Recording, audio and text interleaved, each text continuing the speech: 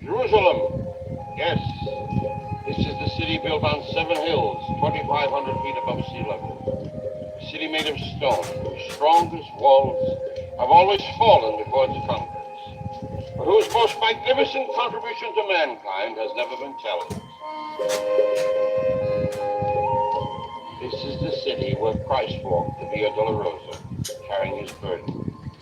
The city from which Muhammad was brought into heaven by the angel Gabriel, making it after Mecca and Medina the third holiest city in the Muslim world. The city in which the Jewish people attained their greatest heights and suffered the most severe defeats.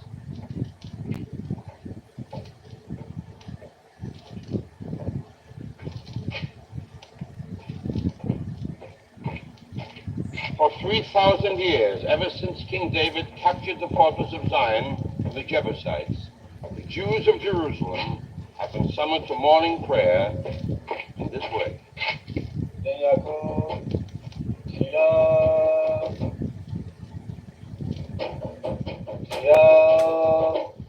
Tefillah, the call to prayer.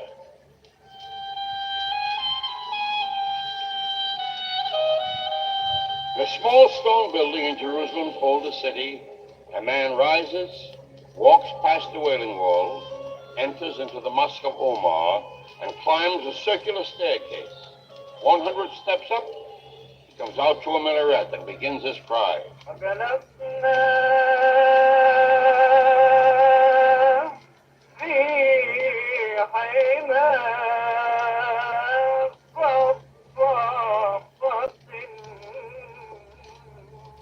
There is no God but Allah, and Muhammad is his prophet.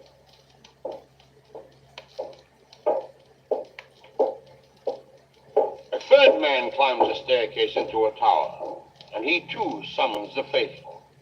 His bell rope summons the Christians to worship in the churches of the holy city.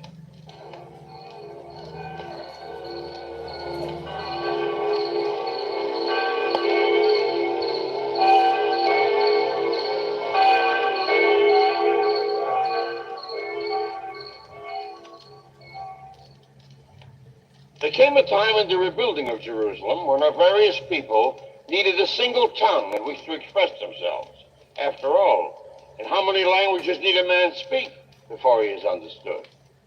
Good morning, passengers. Train to Haifa and Tel Aviv leaves within 2 minutes. Have a pleasant journey. Bonjour, messieurs, dames. Le train pour Haifa, Tel Aviv part dans 2 minutes. Bon voyage. Guten Morgen, geehrte Passagiere. Die Bahn in Haifa und Tel Aviv fährt dort von Jerusalem in 2 Minuten herum. Wir wünschen allen eine angenehme Reise.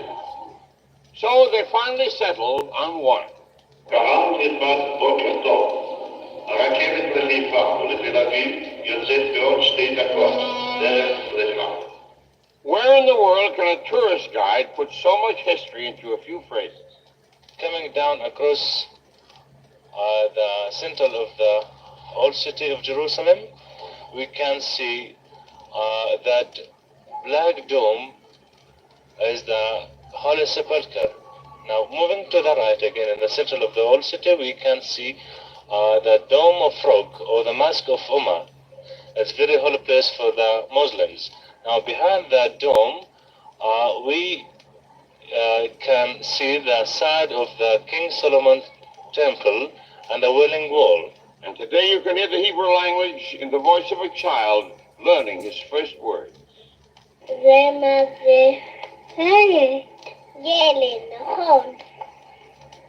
And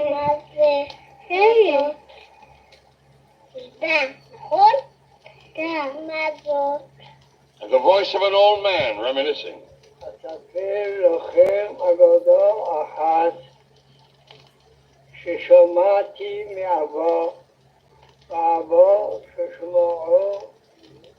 In Machane Yehuda, one of the older quarters of Jerusalem, the streets are crowded with buyers and sellers. This is the Jerusalem marketplace.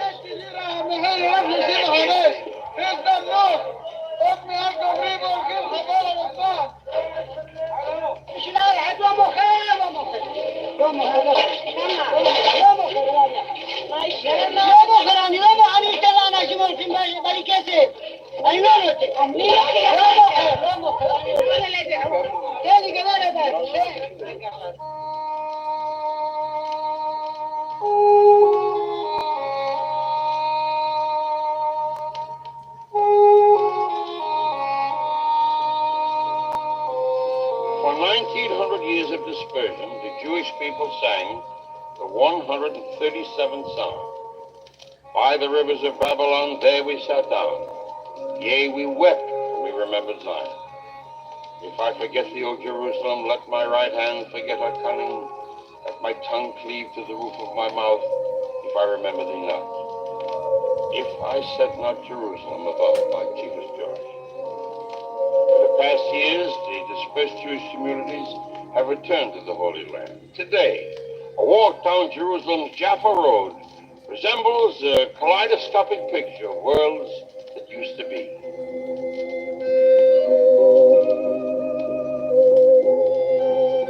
The delicate features and the embroidered clothing of the Jews of southern Arabia, the broad, powerful shoulders of the Jews of Salonika, the black-eyed, beautiful women from Bukhara, and the bearded, Yiddish-speaking Jews of Eastern Europe.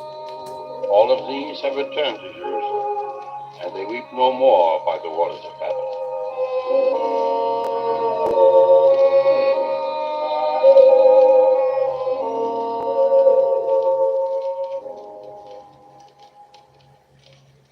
In the Mizrah quarter of Jerusalem, a family from Kurdistan is making music. One playing a long reed-like instrument, another the Miriam drum, made of goatskin, stretched across a clay jar. You know, you can hear this music long after you've left the neighborhood.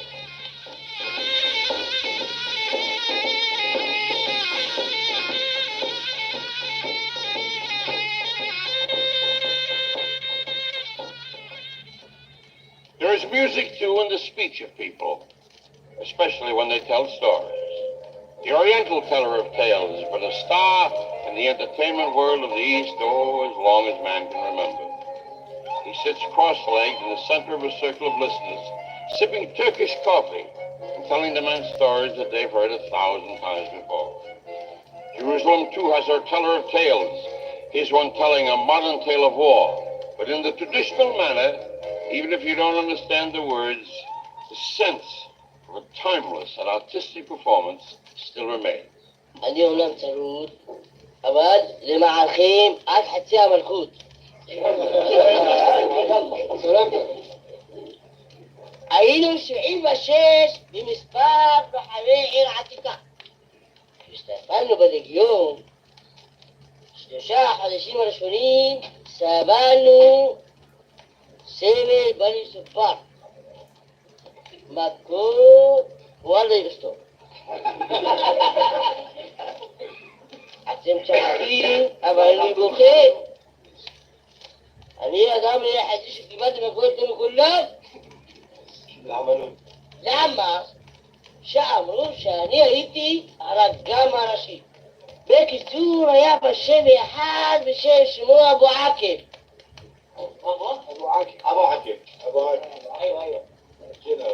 The youth of Jerusalem make their own music, and the best time to hear them do this is during the evening hour.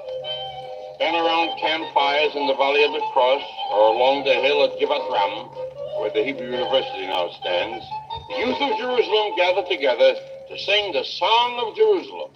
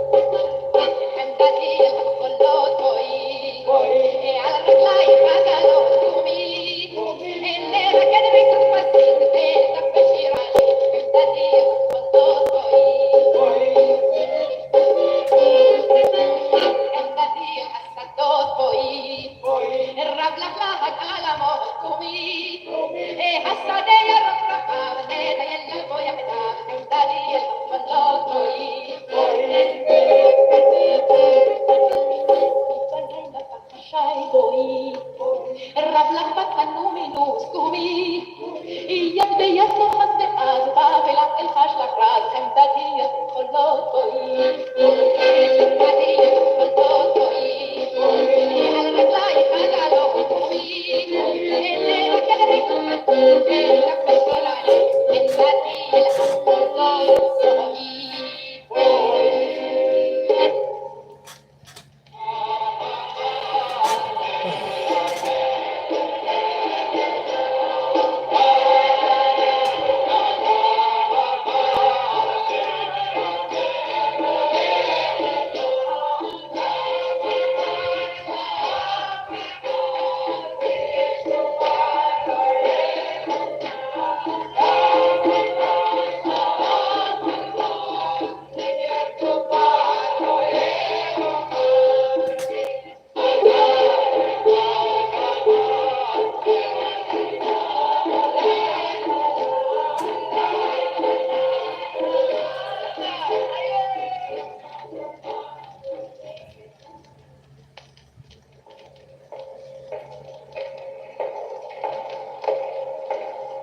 Night comes to Jerusalem early.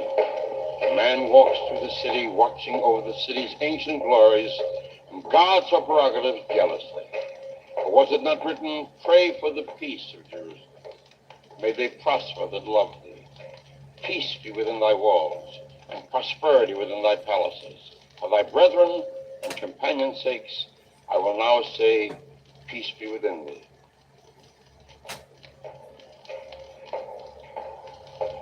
This man has walked a long way, but at last he's come home.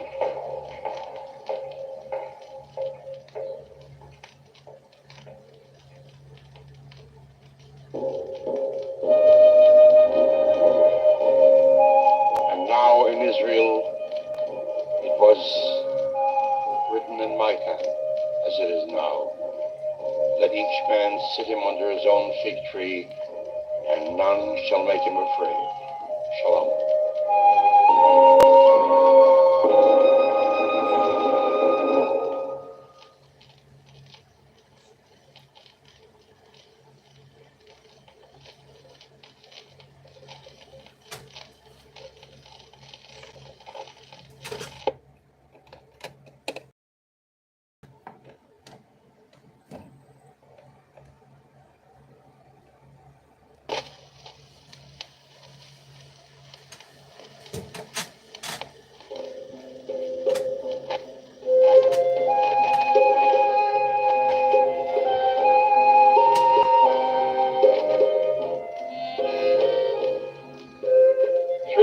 Years ago, a group of Semitic-speaking shepherds and farmers living along the eastern Mediterranean arrived at some startling ideas that have remained a standard of human conduct for countless generations.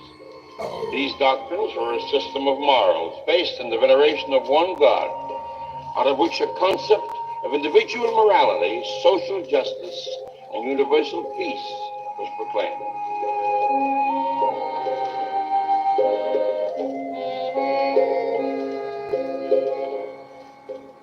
Today, Israel stands at the crossroads of several civilizations. Here you can retrace the steps of the prophets, the patriarchs, and Jesus Christ. Of Genghis Khan, Alexander the Great, of the Caesars, the Crusaders, Saladin, and Napoleon Bonaparte. The land is indeed a product of centuries of human endurance, ennobled by sacrifice and by faith.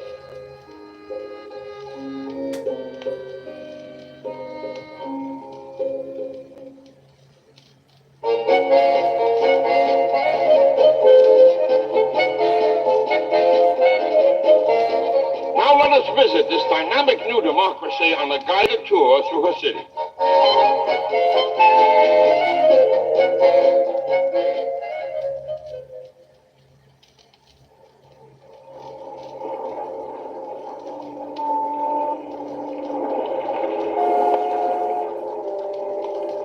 As your ship enters the busy harbor of Haifa, you see the palm-fringed coastal highway along the blue Mediterranean, with tiers of white houses cascading up the graceful slopes to towering Mount Carmel.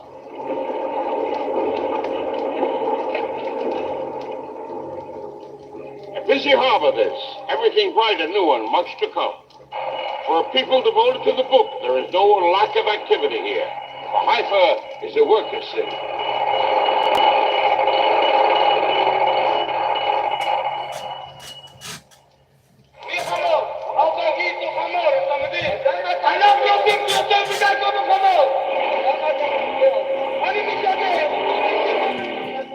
Before we leave through the Palmer Gate for a quick drive along the sea, let's have a quick look at the gun silo, nearly 200 feet high, and the tallest building in Israel.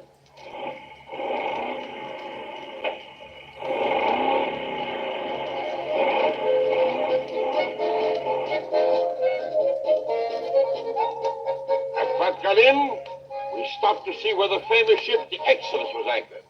The beach now has a swimming pool, a casino, and sidewalk cafe with a strolling play.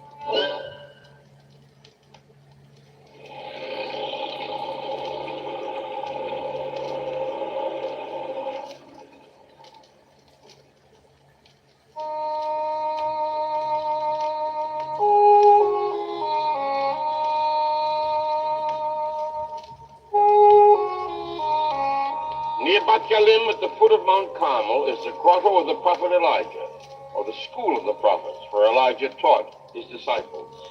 There is an old popular belief that the sick who come and spend a few days in solitude here can be healed. Christian tradition has it that the Holy Family rested here on their flight from Egypt.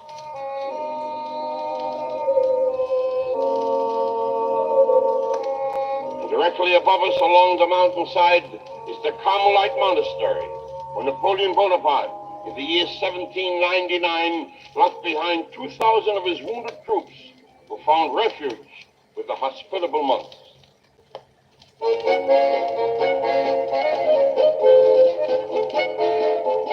A land of contrasts, the old and the new. A walk down the streets of Hadar HaKamel, where we find the big shops, the hotels, cafes.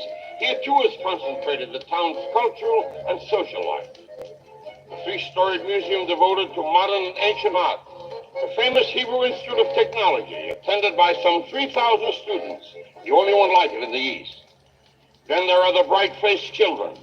Here are two tiny ones fighting over a toy.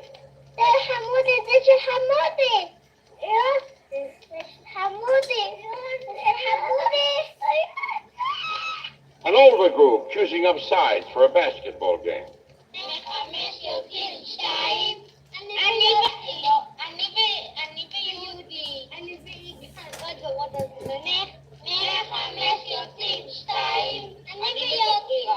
And finally, this is how a visitor is greeted when he enters a classroom.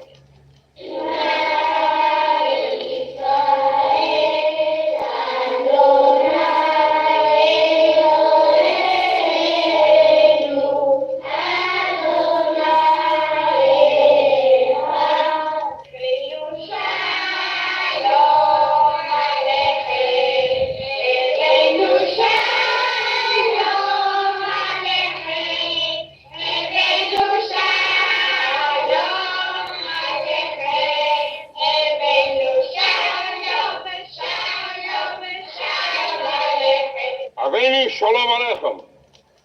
We bring peace to you. But the staccato bark of the drill sergeant reminds us that the children are faithfully guarded. It probably sounded much like this to the soldiers of David. Come on! Oh.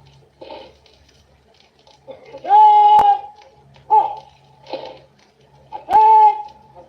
Attack! Hey!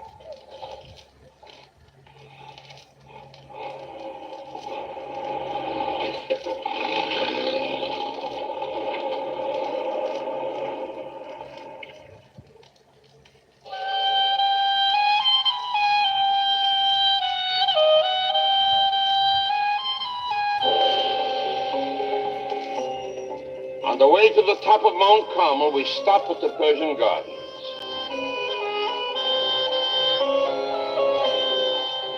The bronze peacocks decorating the flower beds, the fountains, the clusters of roses, the cypresses, and the marble staircases all form along the slopes, a setting like Persian tapestry.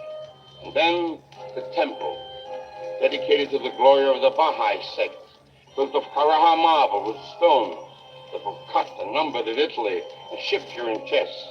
And the mausoleums are the spiritual chiefs of Baha'ism, one of the several religious minorities recognized by the State of Israel.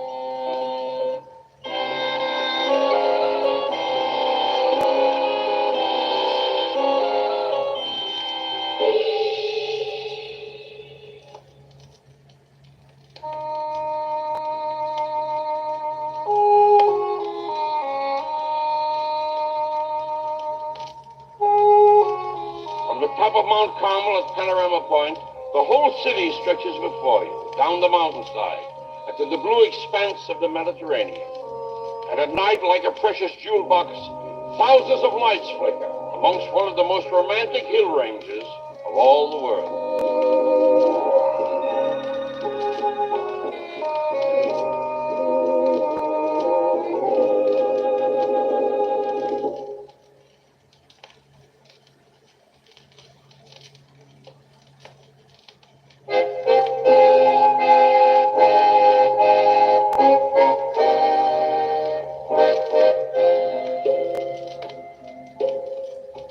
In 1909, the founding fathers of Tel Aviv stood upon a sand dune to chart their vision of a garden city.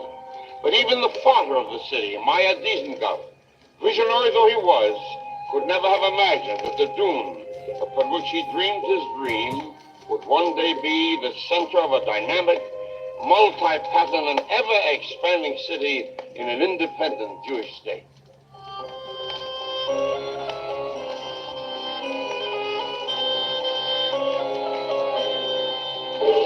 The ancient city of Jaffa, almost entirely destroyed by street fighting in 1948, has been absorbed into Tel Aviv. It was considered one of the most ancient towns in the world, with history going back even to the flood. Mark Antony gave it to Cleopatra as a love token, and she kept it until the reign of Augustus, who restored it to Herat. According to legend, it was in this bay that the Greek inhabitants made sacrifices of their loveliest daughters to the monsters of the sea. But now, on to Tel Aviv, whose inhabitants come from 70 different countries, a fact that helped make it the cultural center of all Israel. The Israel press, as diversified as its population, is centered here at Sokolov House. Listen to the newsboys as all the papers arrive.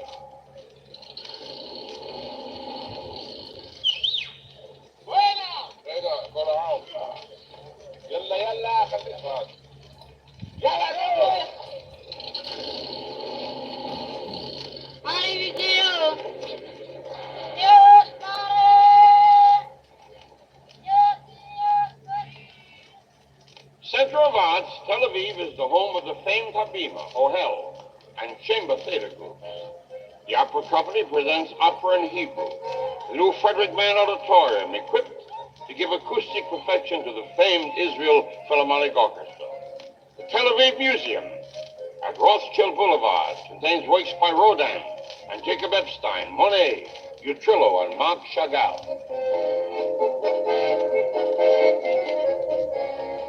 Now, A walk down Dizengoff Street might be compared to Broadway, or more likely the Champs-Élysées, with its countless cafes that attract writers and artists and their followers who invite you to enter into discussions that you can't understand. Oh, let's stop in on one of these most entertaining spots and listen to the music that is part of the lives of these people. ערב טוב גבירותיי ורבותיי, הערב בתוכנית הזמרת אוהלה הלוי, בשירים ותמצאתם. והרי היא אוהלה הלוי.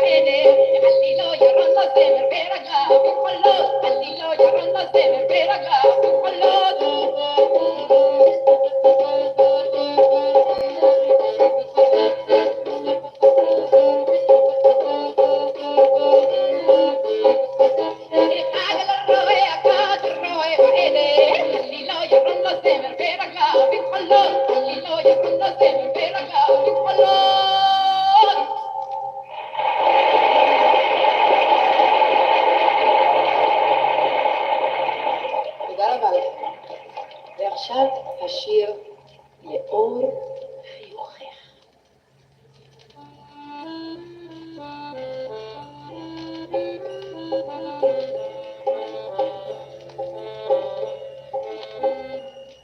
לאור חיוכך השמש בזיפו יקדו נעוריי בימינו מתחרק שב תהדדי סוד עינייך כי נגלה לי סחור רמזו לי כי אני תודד אחרי תחימך והגיגה לך טרף בואי נבואי אליי אחרי תחימך והגיגה לך